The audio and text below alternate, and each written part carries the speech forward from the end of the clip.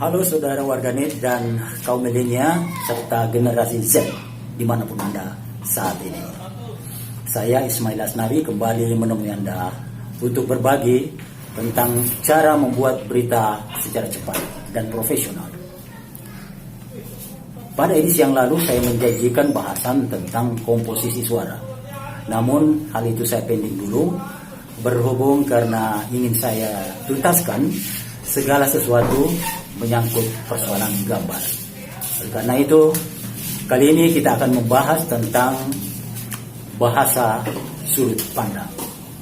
Ya, jika Anda pernah mendengar istilah pers merdeka, pers bebas dan independen, maka terapannya salah satunya adalah sudut pandang.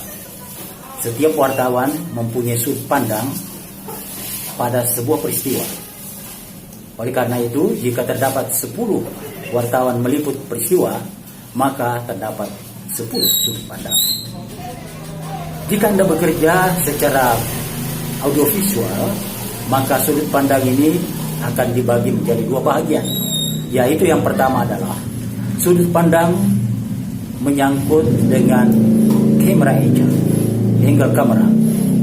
Dan yang kedua adalah sudut pandang tentang coverage angle atau angle liputan.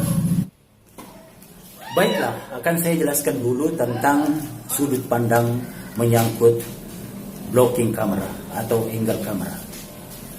Ada 3 hal yang menjadi alasan mengapa penting kita kembangkan sudut pandang dari sisi gambar. Yang pertama, ketika kita ingin menggambarkan peristiwa tersebut secara lengkap, maka pengambilan dapat kita lakukan dari depan objek, dari belakang objek, dari sebelah kiri objek, dan sebelah kanan objek. Itu satu. Yang kedua, ketika kita ingin mengembangkan berita lempang menjadi berita feature, maka akan kita gali informasi latar belakang tentang mengapa dan bagaimana sebuah peristiwa terjadi. Jadi how dan why-nya itu kita gali di dalam. Dan yang ketiga, ketika kita ingin menggambarkan variasi shot yang menghibur dan juga mendidik serta menampilkan aspek-aspek kehidupan masyarakat. Itulah 3 alasan mengapa kita perlukan sudut pandang dalam sebuah produksi berita feature. Nah, setiap pergantian sudut pandang harus menghadirkan sesuatu yang baru, yang lain dari sebelumnya, atau sesuatu yang lebih menarik dari sebelumnya. Jadi semuanya harus dengan alasan-alasan yang tepat secara produksi gambar. Hal yang kedua adalah sudut pandang menyangkut coverage angle atau sudut pandang liputan. Hal ini berhubungan dengan judul berita dan juga lead berita atau kalimat pertama dalam paragraf pertama berita Anda. Itulah pentingnya sudut pandang dari segi coverage angle. Nah, jika Anda memproduksi berita feature dengan durasi 6 sampai 7 menit, maka Anda memerlukan sekitar 60 sampai 70 shot. Oleh karena itu, untuk memenuhi kebutuhan ini, berikut saya akan sampaikan beberapa sudut pandang yang Anda dapat gunakan dalam mengembangkan shot-shot yang bervariasi. Yang pertama adalah eye level atau serata dengan mata.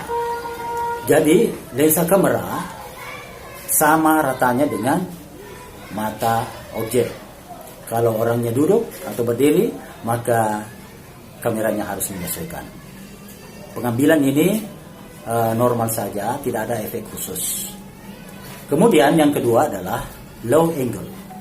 Low angle ini kameranya posisinya di bawah objek, mendongek ke atas dan memberi kesan objeknya menjadi kuat, kelihatan perkasa. Berikutnya yang ketiga adalah high angle. Komposisi ini diambil posisi kamera dari atas objek dan akan memberi kesan objeknya menjadi cebol dan kecil kelihatan. Seperti contoh ini. Yang berikutnya adalah earbird atau mata burung. Nah, sudut pandang seperti ini sangat populer sekarang karena ada teknologi yang kita sebut dengan drone. Pesawat kecil ini bisa membawa kamera di atas ke atas posisi tinggi dan menyorot gambar sebelah bawah, memberi kesan seolah-olah pandangan seekor burung. Nah, ini contohnya.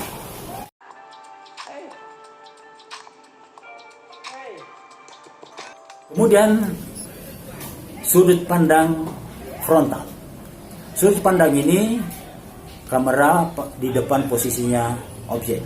Biasanya hal ini dilakukan pada syuting statement atau pernyataan narasumber atau orang penting yang ingin memberi kesan seolah-olah orang penting tersebut berbicara langsung kepada penontonnya. Berikutnya adalah sudut pandang diagonal. Diagonal adalah pengembangan dari frontal tadi. Tinggal kita menggeser kamera sebelah kiri sedikit ataupun ke sebelah kanan, akan memberi perspektif berkedalaman.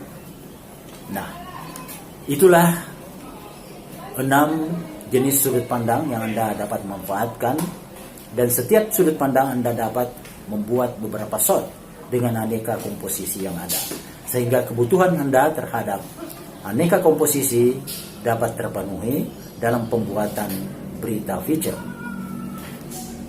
Sampai berjumpa di edisi berikutnya pada bahasa gerakan visual. Selamat berpraktek.